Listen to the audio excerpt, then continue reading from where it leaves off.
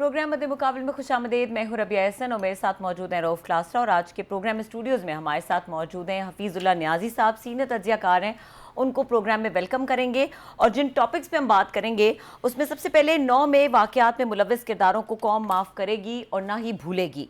Army chief general Asim Munir ने वाज़े कर दिया। शहदा की यादगारों की बेहुरमती करने वालों के खिलाफ सख्त कार्रवाई का ऐलान। आर्मी तनसीबात पर हमलों में मुलव्वस मुल्ज़िमान के गिर्द घेरा तंग।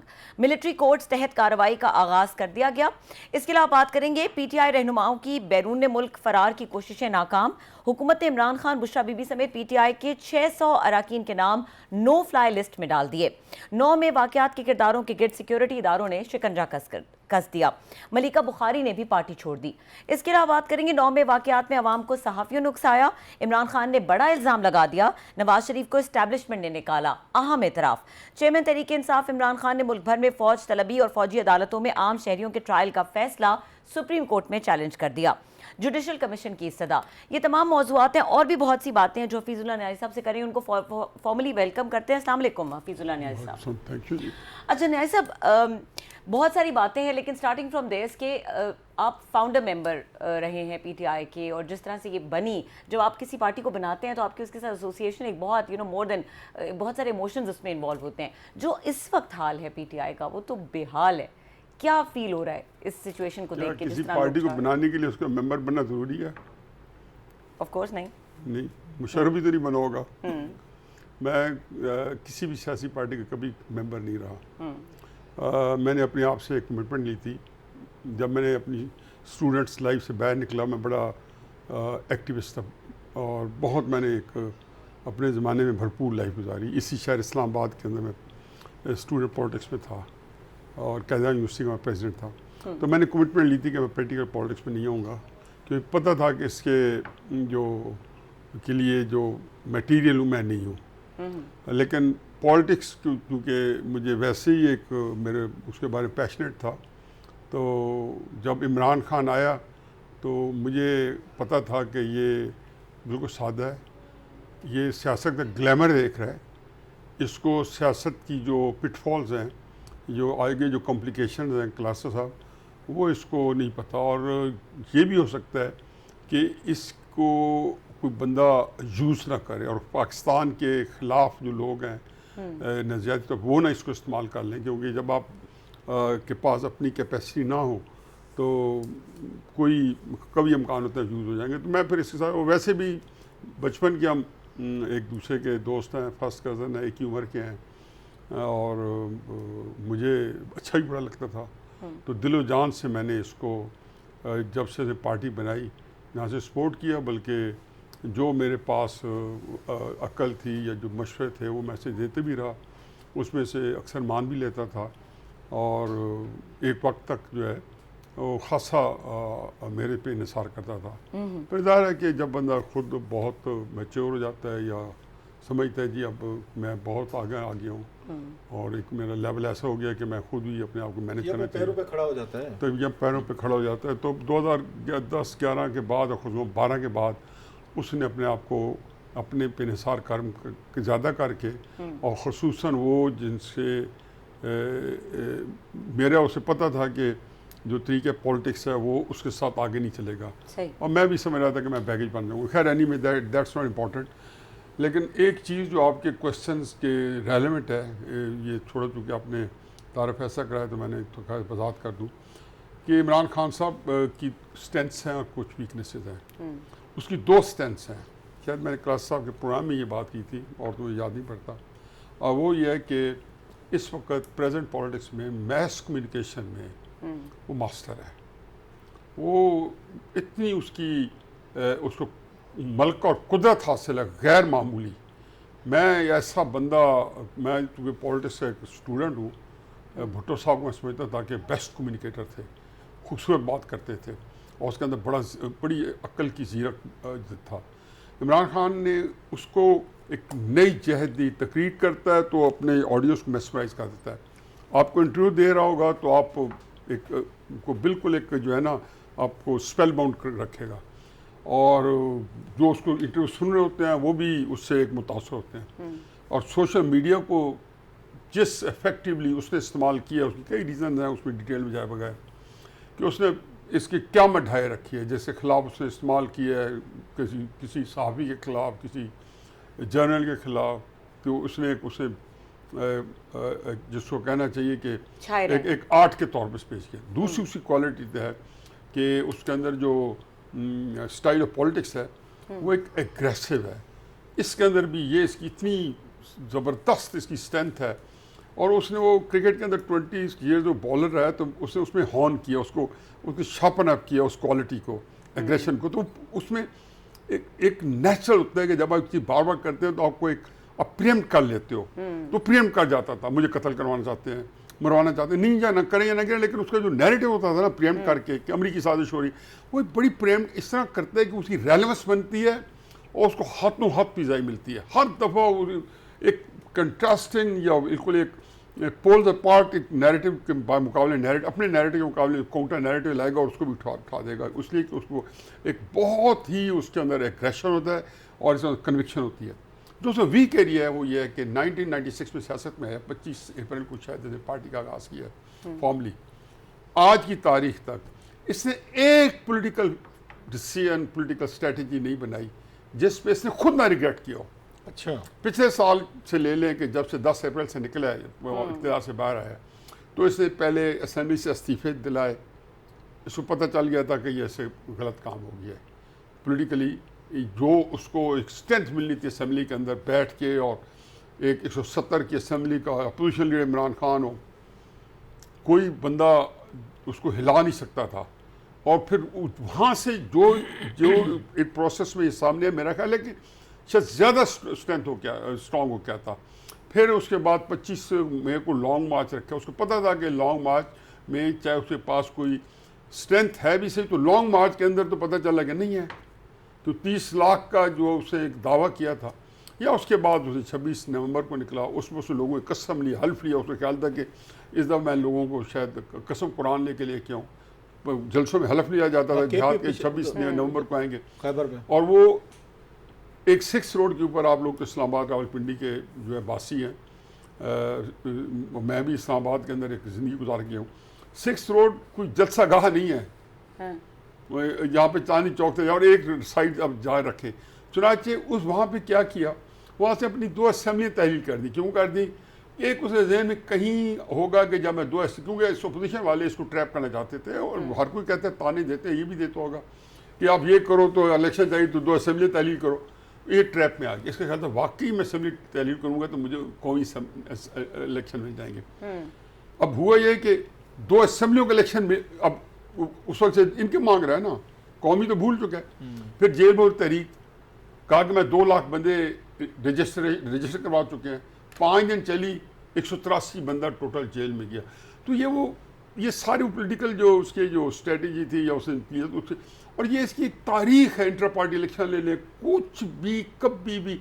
मैं हमेशा इसको साथियों कहता था, इससे जाइए पूछो कि एक स्ट्रेटजी थी कभी कामयाब हुई हो। चुनाचे इमरान खान साहब को ये बात पता चलनी चाहिए और उनको समझ आनी चाहिए कि पॉलिटिकल स्ट्रेटजी के अंदर वो बिल्कुल एक जिसको कहते हैं स्पैरो ब्रेन कहना चाहिए, अगर डेरोगेटरी लफ्ज़ ना हो, कि वो बिल्कुल उसके पास वो ही is a brainless person as far as strategy goes. अब अपोजिशन और सेलेक्शन उसके साथ 2 जगह लड़ती रही है। मीडिया में लड़ी है, उसने उनको उठा कर रसवा कर दिया है, बेबस कर दिया है। आपने देखा ना 1 साल, और किस तरह उसने पोलिटिकली कैसा उसने। इस पे आते बड़ा तफसील के साथ, मैं कीन इंटरेस्ट के साथ आपको सुना है, और बड़ी आपकी बातें लोग किसी और तरीके से वो सोच रहे होंगे, समझ रहे होंगे कि आप उनको वो कर रहे हैं, उन पर तनकीद कर रहे हैं। मैं समझता हूँ तनकीद नहीं कर रहे, आप जेन्युइन पॉइंट्स बता रहे हैं जो खान साहब की फेवर में जा सकते थे अगर वो सारी चीज़ें ना करते। खुद भी एहसास है मुझे जो ना, आपकी बातें सुनकर डॉक्टर जफर अल्ताफ़ साहब याद आ गए। आपने जो स्ट्रेंथ बताई है खान साहब की, डॉक्टर जफर अल्ताफ़ साहब वो थे उसके चेयरमैन क्रिकेट बोर्ड भी थे। अच्छा, इमरान खान साहब से बड़ी दोस्ती थी, कारदार साहब के साथ सेक्रेटरी बोर्ड रहे। 92 वाली टीम जो होती सिलेक्ट हुई थी इसकी, तो उसमें भी सेलेक्टर्स में शामिल थे। बल्कि 99 का वर्ल्ड कप था, उसके मैनेजर से डॉक्टर साहब एग्रीकल्चर सेक्रेटरी भी थे। मेरी बड़ी उनके साथ डेली मुलाकात थी। मैंने उनसे ये क्रिकेट पर गुफ्तगू होती थी। इमरान को इनको कारदार साहब को बहुत बड़ा स्किपर वो मानते थे। उन्होंने एक बड़ी खूबसूरत जो बात मुझे कि आपकी बातों से मुझे याद है, उन्होंने कहा 2 चीज़ें। मैंने उनसे पूछा, मैं कि सर अभी माजिद खान में क्रिकेट इतनी बाकी थी तो इमरान खान साहब ने माजिद खान को क्यों रिटायर किया? तो उन्होंने कहा जनाब कि मैंने इमरान को रोकने की कोशिश की, हालांकि माजिद खान साहब उनसे नाराज़ रहे हैं सारी उम्र इससे डॉक्टर जफर अल्ताफ़ साहब से, क्योंकि उन्हीं दिनों में वो बोर्ड के सेक्रेटरी थे। इमरान खान साहब ने इन्हें कह के टीम से उन्हें वो करवाया था। बट आई नो दैट कि डॉक्टर साहब ने रजिस्ट किया था इमरान खान साहब को कह के कि अभी इसमें माजिद में 2-3 साल क्रिकेट इसको खेलने दो। तो उन्होंने जो रीजनिंग दी थी मुझे आज तक याद है, डॉक्टर साहब ने बताई 2-3 दिन। उन्होंने कहा एक तो मेरा ये बड़ा कज़न है, ये मीटिंग जब मैं उसकी लेता हूँ खिलाड़ी को और किसी की मैं क्लास लेता हूँ परफॉर्मेंस पे, मैं माजिद की नहीं ले सकता। Some time if he gets at 0 और 10 से कम चीज़ तो मेरे लिए मुश्किल हो जाता है कि जो मेरा हीरो है, बड़ा कज़न है, उसको मैं दीगर खिलाड़ियों के साथ नहीं कर सकता। सो मैं टीम नहीं चला पा रहा। आप पे भी मुझे ये पता चला, इतला मेरे तक ये भी पहुंची थी, आप भी ये काम करते थे कि खान साहब आपकी मौजूदगी में अनकंफर्टेबल फील करते थे कि हफीज़ुल न्याज़ी साहब उनको बात में टोक भी देते थे और थोड़ा सा चुप भी करा देते कि ये बात गलत ठीक है। नंबर 1। दूसरी आपने स्ट्रेंथ की बात की है, वो ये कहते थे डॉक्टर साहब कि जो सबसे ज़्यादा स्ट्रेंथ होती ना प्लेयर की, जो उसका शॉट, उसका कहें कि उसका सबसे ज़्यादा पावरफुल है, उसी पे वो आउट होता है हमेशा। उनका ये कवर में अगर अच्छा शॉट खेलता है हमेशा कवर में ही आउट होगा, वहीं पे आउट होगा। अगर हुक अच्छा खेलते हैं तो उसको बॉलर हुक करवा करेगा सर। आप ये नहीं समझते कि इमरान खान साहब की सबसे ज़्यादा पावरफुल उसकी जो आपने चीज़ें बताई हैं, यही उनकी कमज़ोरी बनी है, यही उनको डिबाकल हुआ। जो तकरीर उन्होंने की, उन्होंने कम्युनिकेट किया, जिस तरीके से उन्होंने मेरा ख्याल यहाँ से रिहा होने के बाद, मेरी राय है, जो उन्होंने वहाँ से तकरीर की थी ज़मान पार्क से रात को की थी, जब वो बुशरा बेगम साहबा का बताया गया नैब वाले आए थे और वारंट लेकर आए थे, जिसमें उन्होंने नैब चेयरमैन को भी अच्छी खासी कोई अब्यूज़ थी, DGISPR पे सारा। तो अब समझते नहीं है कि जो इनकी स्ट्रेंथ थी कम्युनिकेशन की, वही खान साहब की अल्टीमेटली वो उनके लिए ज़वाल का इशू बनी है, उनके खिलाफ चार्जशीट बनी है, उनके खिलाफ प्रॉब्लमेटिक बनी है, उनके लिए प्रॉब्लम उसने पैदा की है। वही स्ट्रेंथ वाली बात है कि उस स्ट्रेंथ को वो इतना उन्होंने यूज़ किया है कि अब वो उनके दुश्मन बन गए सर। असल में बड़ी एक जो है ना, थोड़ा सा मेरा ख्याल है कि इसको हल्का सी टच करते हैं, क्योंकि इसमें हम उलझ गए तो इससे सुलझाना मुश्किल हो जाए। तो जो मैं जिक्र कर रहा था ना कि आपको इस जो पॉलिटिक्स जो है ना वो स्ट्रेटेजी भी करनी है। इन 2 स्ट्रेंथ्स के लिए पॉलिटिक्स कर नहीं सकते आप। मसलन उनके पास अगर उनकी ये स्ट्रेटेजी थी कि मैं जो अब तैयार किए लोगों में गुस्सा और गम दिया तो उनको मैं सारे पाकिस्तान को कंटोनमेंट में चढ़ा दूं, तो फिर उनको पता चलना चाहिए कि स्ट्रेटेजी क्या हाल हुआ है। कि इस स्ट्रेटेजी की वजह से उनके पास सियासत की स्पेस, जो कि वो एक 8 मई तक पूरे पाकिस्तान के अंदर की एक मजबूत गिरफ्त थी सियासत के ऊपर, तो यकदम पता चल रहा है कि वो बिल्कुल सारी फारिग हो गई हमारे लिए भी। और अगर फर्ज के उनकी स्ट्रेटेजी नहीं थी तो अब उनको क्या स्ट्रेटेजी बनानी चाहिए थी, उनके पास वो भी काबिलियत नहीं थी कि इसमें से आप निकलें कैसे। अगर आप मेरी बात को समझ सके हैं, अब उस फेज से, वो फेज अच्छी थी या बुरी थी, वो स्ट्रेंथ है, उसके जो स्ट्रेंथ थी उसके अगली जो स्टेज थी, उस स्ट्रेंथ को जब स्ट्रेटेजाइज करना था तो हमेशा कहते थे फारिग हो जाएगा। मेरी जब 1-2 दफ़ा किसी इनके मीटिंग हुई जो कि एस्टेब्लिशमेंट के लोगों से, तो मैंने कहा आप जो मर्जी कर लें, अगर आप मीडिया के अंदर इसको साथ लड़ेंगे या इसको नीचे करेंगे या गवर्नमेंट जो हुकूमती इत्तेहाद है वो करेगा, या इसको आप जिसको कहना चाहिए कि जैसे ये एक एग्रेशन शो कर रहा है, आपने एग्रेशन शो किया, आपने इससे भी इल्ज़ाम लगाई, आप पे इल्ज़ाम लगाए, ये आप इसमें कामयाब नहीं होंगे। जहाँ पे पॉलिटिकल स्ट्रेटेजी जब आएगी इसकी, तो ये वहाँ फारिग है। आप इसको इसकी वीक एरियाज में लेके जाएं बजाय इसके कि इसकी स्ट्रॉन्ग एरियाज में इसके साथ मुकाबला करते हैं।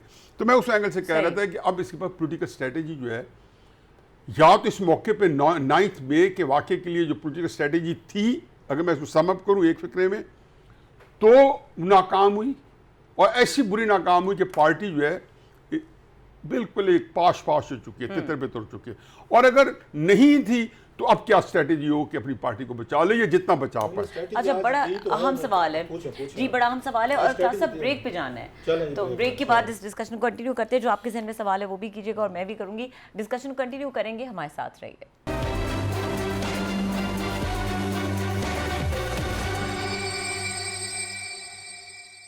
Welcome back. हफीजुल्लाह नियाज़ी साहब, आप पॉलिटिकल स्ट्रैटेजी की बात कर रहे थे ब्रेक से पहले। हम ये कह रहे थे कि इमरान खान साहब की जो पॉलिटिकल स्ट्रैटेजी है वो कभी भी कोई भी कामयाब नहीं हुई और वीकनेस स्ट्रेंथ की बात हुई। ये बताएं कि जब ये बड़े फैसले लेते हैं, बहुत से हमने देखा हालिया दिनों में उन्होंने कुछ फैसले किए और वहाँ पर जलसे में जब अनाउंस किए तो उस वक्त बहुत सारे पार्टी के लोगों को भी नहीं पता था। इनकी कंसल्टेशन अच्छी होती है, पार्टी में लोगों के साथ डिस्कस करते हैं और फिर बड़े डिसीजन लेते हैं या बस अब्रप्टली ले लेते हैं?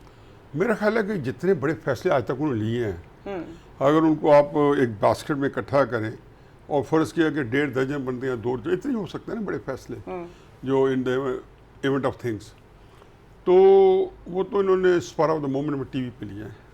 क्लास साहब के साथ बैठे हैं तो कह दिया मैं पार्टी इलेक्शन करा रहा हूँ, इंटर पार्टी इलेक्शन करा रहा हूँ। अच्छा जी आप करा रहे हैं। शाहजेब खानजादे का प्रोग्राम में देख रहा हूँ तो अचानक शाहजेब खानजादे का प्रोग्राम था, वो नहीं लुकमान साहब का प्रोग्राम था थर्सडे के दिन, पनी एयरवाई पे करते थे कहीं। पता चला 2011 में वन गुड डे दिसंबर की 28 जो 29 दिसंबर थी, मैं इंटर पार्टी इलेक्शन करा रहा हूँ और हम पहले 15 लाख वोटर्स बनाएंगे। अब मुझे इसकी इंट्रिकेसी पता थी, मैंने उसको अगले दिन कॉल किया, मैंने कहा तुम रात ये क्या बात कर दी टीवी पे, इंटर पार्टी इलेक्शन करा रहे हो, तुम पता है कि ये भुट्टो साहब भी करा सकते थे, कोई सारे करा सकते, बेनज़ीर करा सकती थी, नवाज शरीफ करा सकते थे। इसके अंदर बड़ी कॉम्प्लिकेशन हैं, ये आसान चीज़ नहीं है। अपनी पार्टी को अपनी पार्टी के साथ ना लड़वाओ।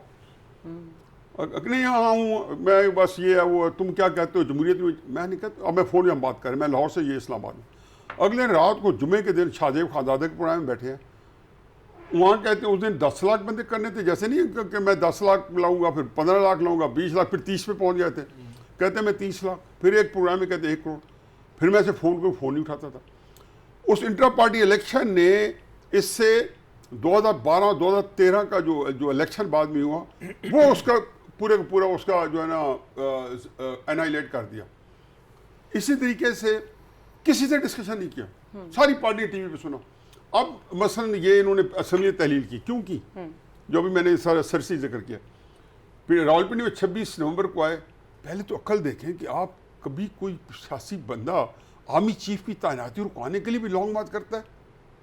फिर आपसे मैंने नहीं हो रहा था, करना था आपने जेज के सामने, फिर आपने मैं इस्लामाबाद जाना चाहता था, सारे आप ऐसा ब्लफ कर रहे थे जो आपका ना फॉलोअर कन्विंस है ना आपका सामने कन्विंस है। हर एक को पता था कि आप डॉक्टर आसिम मुनीर को, फिर आपने कहा मैं और डॉक्टर अली नोटिफिकेशन खेलेंगे।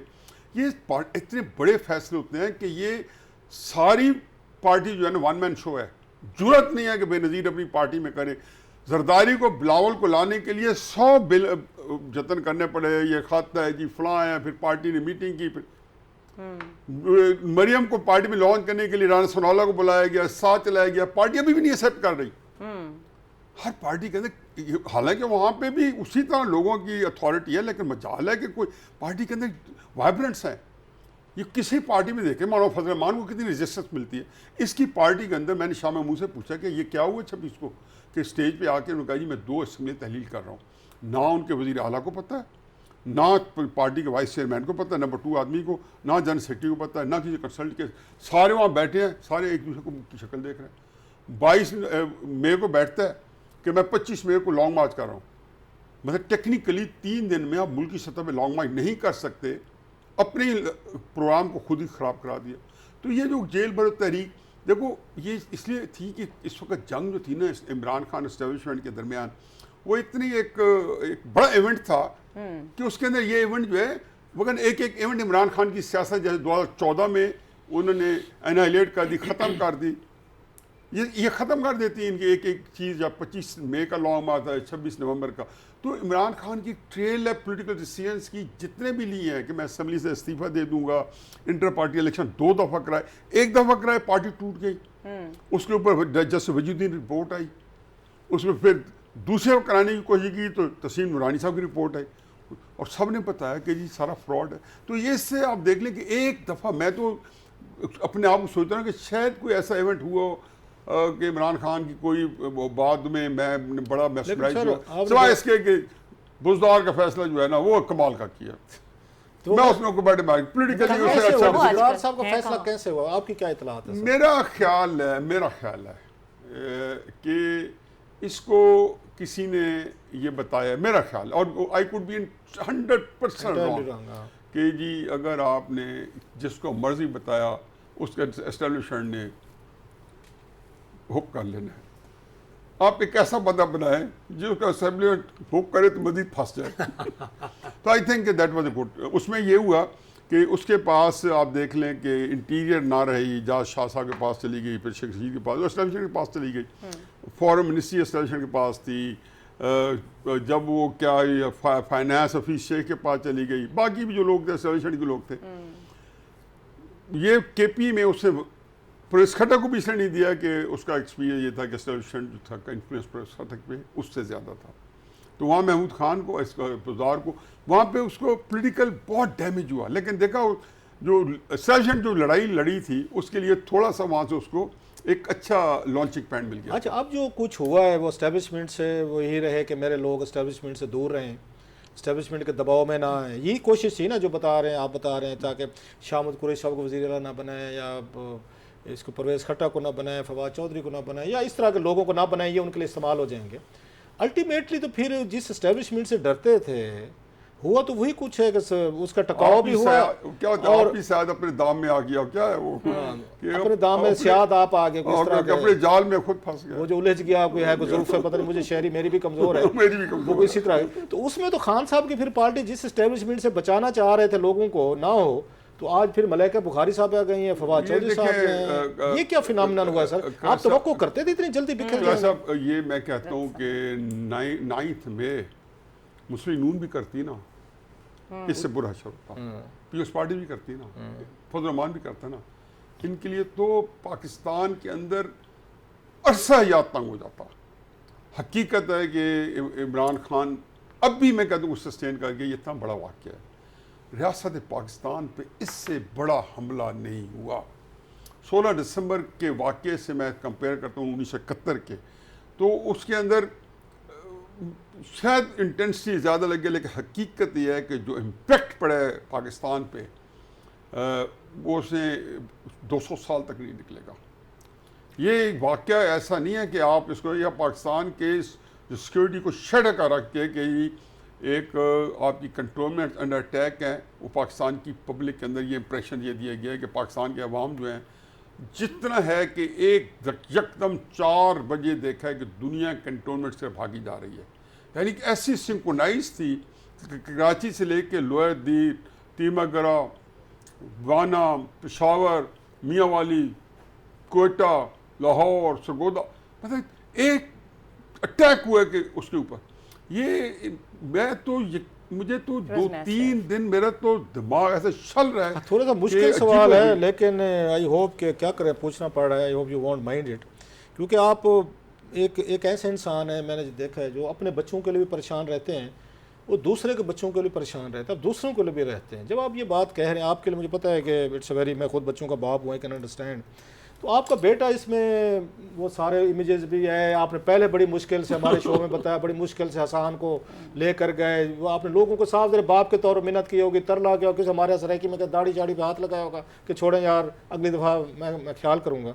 Hasan was again on the four front.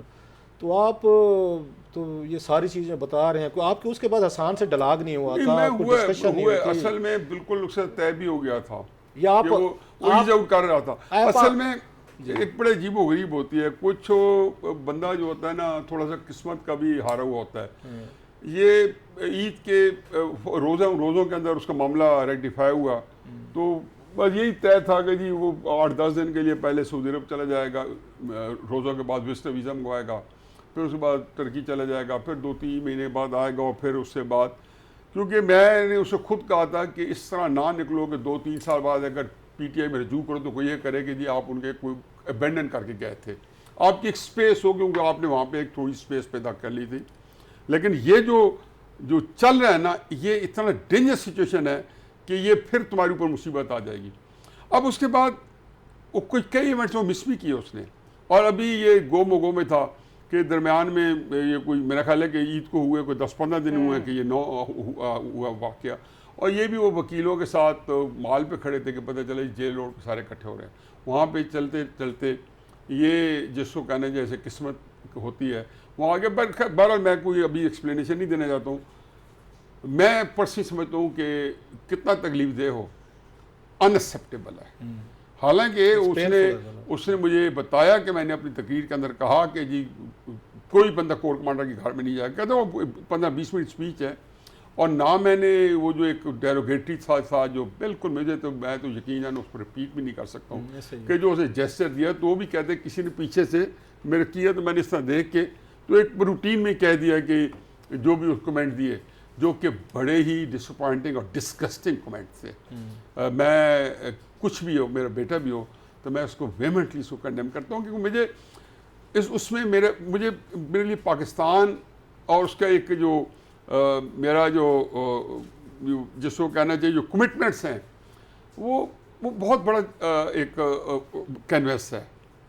और उसके अंदर और दूसरा ये था कि वो इन लाइन था, लेकिन मेरा ख्याल है कि और उसके बाद भी मैंने जब उससे पूछा कि तो उसने हकीकत है उसने कि मैं अपने आप को बिल्कुल माफ़ नहीं करता हूँ। अच्छा, मैं अपने आप को कंडेम करता हूँ। बहुत उसने विदाउट मिन्सिंग वर्ड्स, कोई लफ्ज़ चबाए बगैर उसने कहा अनएक्सेप्टेबल है। मुझे कुछ भी हो जाए, पूरी उम्र मेरे लिए एम्बेरसमेंट है कि ये एक ऐसा मोमेंट है कि जो पाकिस्तान के साथ एक बड़ी ज्यादती है। तो मैंने ये देखा कि चलो रियलाइजेशन है, लेकिन अब जो कुछ है अल्लाह मालिक। ब्रेक ले रही है तो, लेकिन मैं सवाल ज़रूर, आप माइंड नहीं करेंगे, ये तो आपके फीलिंग्स हैं, तो ये हसन की वालदा साहिबा की क्या फीलिंग्स हैं? उन्होंने भी तो कोशिश की होगी कि माँ है साहब, ज़रा इन हालात में बेटे को ज़रा मैनेज करने की, कंसोल करने की, काउंसलिंग की। मेरा ख्याल ब्रेक के बाद अगर आप थोड़ा सा चलो ये बड़ा, क्योंकि इशू ऐसा है, क्या करें कि दैट्स नो। ब्रेक के बाद इस सवाल का जवाब लेते हैं। बिल्कुल, यहाँ पे वक्त हुआ ब्रेक का, हमारे साथ रहिए।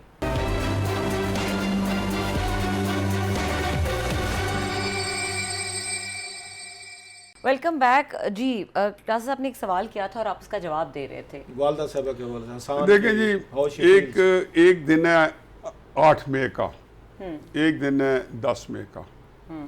8 मई के दिन में देखें कि उसको ज़रा उसका जो उसका जो है कि सारी एम्बियंस, उसका इम्पैक्ट, इमरान अल्टीमेट पाकिस्तान के ऊपर उसकी तूती बोल रहा है, जादू सर चढ़ के बोल रहा है।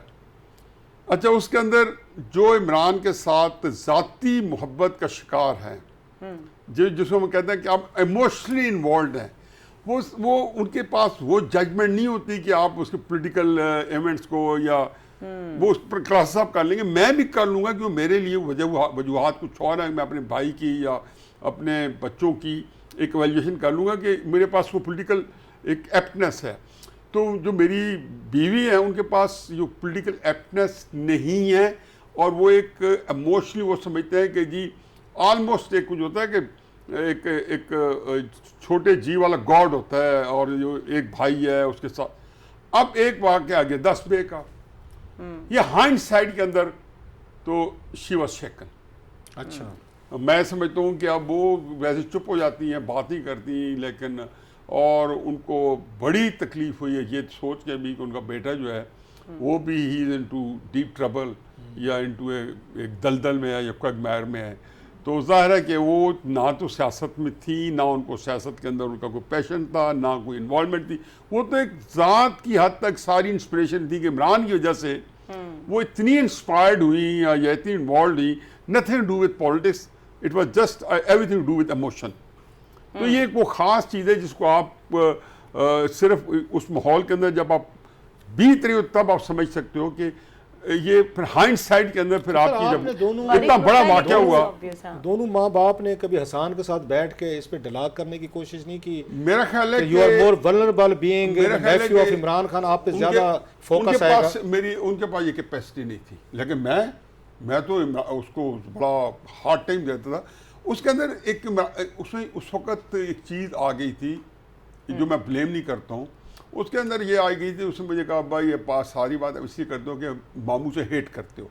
अच्छा, to that extent that was right.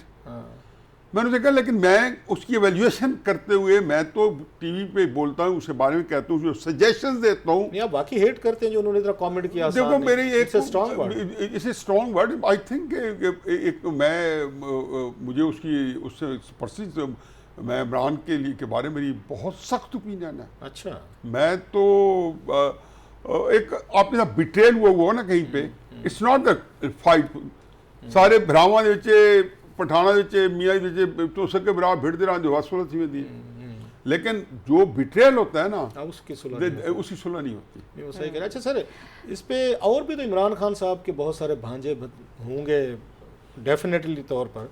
Hasan जितना उनके साथ अटैच हुआ है न्याजी खून है ना, जी सर न्याजी खून है तो बाकी अच्छा बाकी डिफरेंट है ओनली तो इसीलिए only sister married to Niazi इसीलिए यहाँ पे हैं ये सारे। ज़ाहिर है अच्छा एक ही खून है तो दैट्स द रीजन सर। जी आप अच्छा न्याज़ी साहब ये बताइए कि knowing him so well, knowing his weaknesses and strength so well, मैं इमरान खान साहब की बात कर रही हूँ, आपको क्या लगता है अब वो किस फ्रेम ऑफ माइंड में होंगे, उनकी क्या स्ट्रैटेजी होगी, क्या सोच रहे उनकी सोच होगी?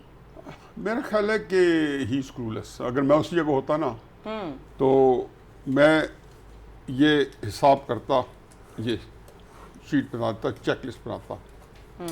अब मेरे पास यहाँ मैं 10 में से 8 पॉइंट पे पॉलिटिक्स कर रहा हूँ, ये 0 और माइनस भी हो सकती है और ये 3 पे भी मैं बचा सकता हूँ। ये फैसला करना कि एक आदमी जो है मियां मनशा साहब हमारे दोस्त हैं लेकिन चूँकि बड़े आदमी हैं कि वो जो है पाकिस्तान के अंदर $2.5 बिलियन की वर्थ का कारोबार कर रहे हैं तो जब पता चले खुदा न खासा कि वो बैंकरप्ट हो रहे हैं तो वो या 0 भी हो सकते हैं और 200 मिलियन तक भी ला सकते हैं। तो ये फैसला करने के लिए कैपेसिटी होनी चाहिए, उनमें होगी। इमरान में सियासत की ये कैपेसिटी नहीं है। मैं उस जगह होता तो मैं ऐसे कहता तुम 3 बचा लो, तुम्हें नवाज शरीफ की तरह 10 साल बाद, बेनज़ीर की तरह 10 साल बाद, 12 साल बाद स्पेस मिलेगी क्योंकि तुम्हारे पास एक कोर सपोर्ट है।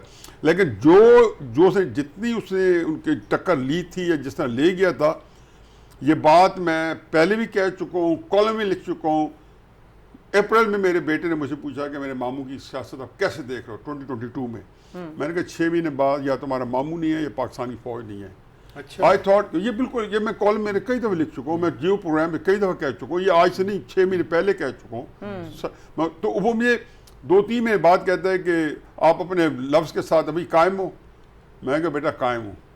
मैंने कहा मैं कहना 3 महीने चाहता था, अब मैंने कहा जी शर्त लग गई थी एक तरह की। जी मैंने कहा जी तो अब मैंने कहा जी मुझे कॉलम में लिखा, मैंने कहा 13 महीने बाद ये वाक़या हुआ है तो ये मुझसे गलती, मैंने 6 महीने का कहा था और उसकी वजह सिर्फ जनाब बाजा साहब ने जो स्पेस दी थी इमरान खान को, वो उसकी वजह से वो अच्छा, आपको क्या लगता है पार्टी इज ओवर या स्टिल ये Imran Khan will it all depends how Imran handles it.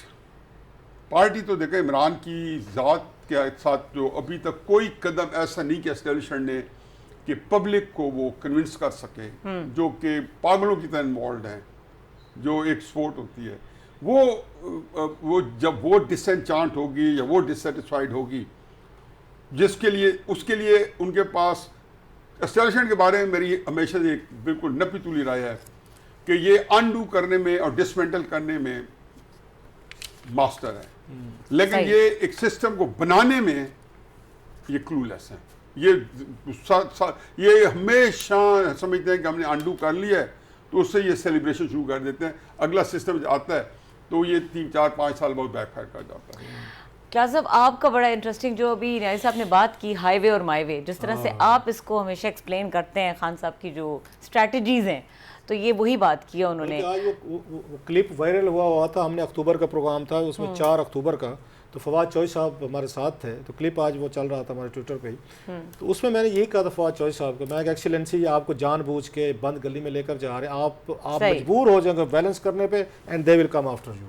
वही कुछ हुआ। मैं आप उसी साइड पे जा रहे हैं, आपको मैं हिलाशेरी मिल रही है जी, वही आप वाली बात के आपकी फर्क है, बात वही है। वही कुछ हुआ। ठीक है, बहुत शुक्रिया हफीजुल्लाह न्याज़ी साहब कि आप यहाँ पर तशरीफ़ लाए, आपने हमसे गुफ्तगू की और यहाँ पे वक्त हुआ है प्रोग्राम का ख़त्म।